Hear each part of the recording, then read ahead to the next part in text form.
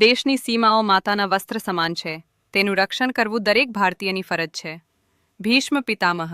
નમસ્કાર દર્શક મિત્રો, સરહદ ન્યૂઝ ચેનલમાં આપનું સ્વાગત છે. હું અનિતા ગોસ્વામી. હવે જોઈએ સમાચાર વિસ્તારથી.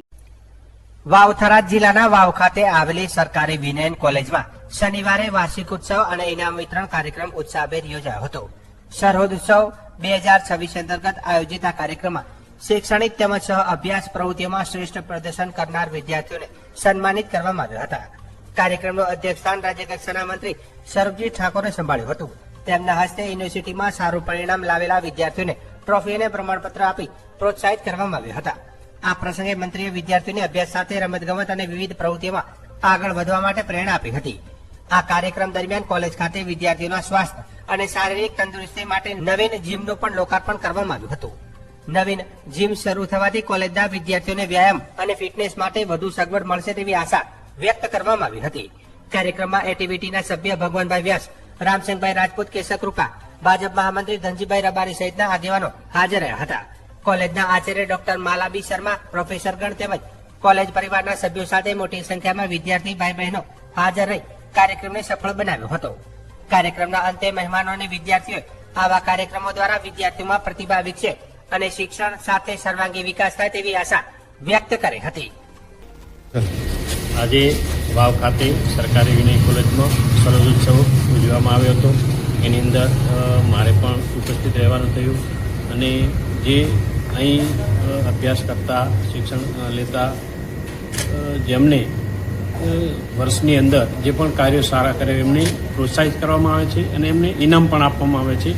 આજે એવા લોકોએ લગભગ 150 લોકો અહીં એવા આ કોલેજની અંદર છે કે એમને આ કોલેજનું નામ રોશન કરવા માટે, આ કોલેજને દાન કરવા માટે અને એમને અવનવા પ્રયત્નો કરી અને કોલેજને અંદર નામ રોશન કર્યું છે. અને સ્ટાફને પણ હું અભિનંદન પાઠવું છું કે સ્ટાફે પણ આની અંદર મહેનત કરી અને જે પીપીટી દેખાડી છે એની અંદર અવનવા એમને કાર્યક્રમો કરી રોજ કંઈક નવું કરવાના ઉત્સાહભેર આ કોલેજ, સરકારી કોલેજની અંદર તમામ સ્ટાફ એક પરિવાર તરીકે રહી અને કામ કરે છે. એટલે એમને પણ અભિનંદન આપું છું. મને પણ અહીં આવ્યો અને આનંદ થયો કે આ કોલેજની અંદર જે રીતે બાળકો અભ્યાસ કરી રહ્યા છે અને જે રીતે આગળ વધી રહ્યા છે એમને ખૂબ ખૂબ અભિનંદન પાઠવું છું. ખાસ કરીને સરહદી કોલેજ છે અને વિદ્યાર્થીઓ ગુજરાતમાં નંબર લાવે છે. બહારની કોલેજ શું કહેશો? શું સુવિધા? ખરેખર હું અભિનંદન પાઠવું છું કે સરહદી કોલેજની અંદર જ્યારે કોલેજ બી ગ્રેડમાં જતી હોય અને એનાથી વધારે શું હોય કે કોલેજના સ્ટાફ કામ કરી રહ્યા છે, કામના આધારે આ કોલેજને બી ગ્રેડમાં ઉમેરવામાં આવી છે અને આ કોલેજ ઉત્તરોત્તર પ્રગતિ કરે એના માટે હું પણ સાથે રહી અને જે પણ કરવું પડશે એ કરવા તૈયાર છું. સુપ્રભાત. આજે સરકારી વિનયન કોલેજ વાવમાં સવારે સરહદોત્સવ કાર્યક્રમ ઉજવાયો. આ સરહદોત્સવ એટલે સરહદની વિસ્તારની કોલેજ કે જેને આખા વર્ષ જે કંઈ કામગીરી કરી અને એમાં જે કંઈ સ્ટુડન્ટ્સને ઇનામ મળ્યો એમને બિરદાવવાનું, એમને પ્રોત્સાહિત કરવાનો આ કાર્યક્રમ હતો.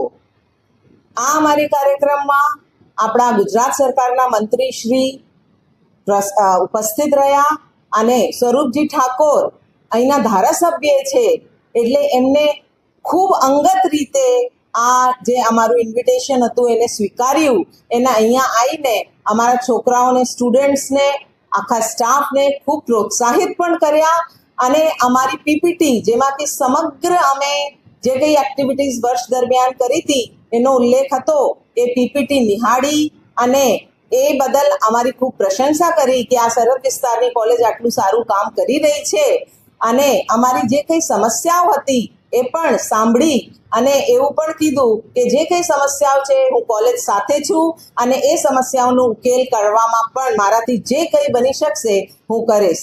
એટલે કોલેજ પરિવાર તરફથી અને અંગત રીતે હું મારી તરફથી આચાર્ય સરકારી વિનયન કોલેજ વાવ તરીકે એમને ખૂબ ખૂબ અભિનંદન આપું છું અને એમને થેન્ક યુ કહું છું કે ભાઈ અમારી સમસ્યાઓના ધ્યાન મેં દીધું છે અને મને આશા છે કે આવનારા વર્ષોમાં જે કંઈ નાની મોટી અમારી સમસ્યાઓ છે એ દૂર થશે અને અમે ઉપર ખૂબ ઊંચી ઉડાન ભરી શકીશું. Doctor Mala Sharma, principal, government arts college.